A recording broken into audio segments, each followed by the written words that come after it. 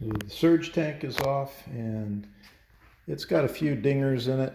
Don't know how much time we'll spend on correcting all that, but we will smooth it out, get some fresh paint on it.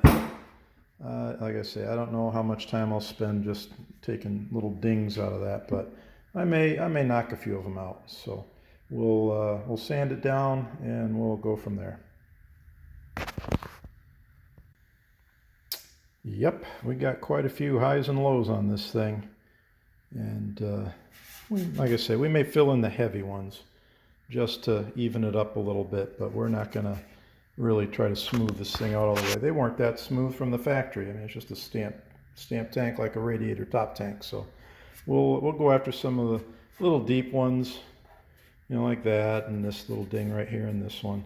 But we're not gonna spend a ton of time making it perfect because they weren't perfect from the factory. And then we'll shoot a nice semi-gloss satin coat of paint on it, and we'll pop her back on.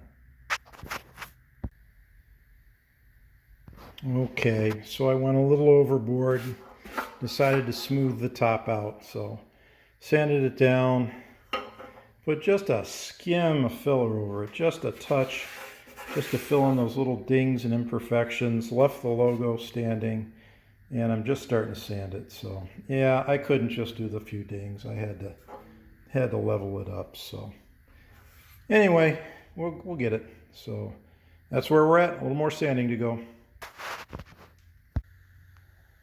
Now I've filled in the lower surfaces and some of the dings. It's not going to be glass smooth, but it's going to be pretty decent. And again, these things weren't perfect from the factory, but I wanted it looking better than it did. So I'm going to prep it and shoot some primer on it.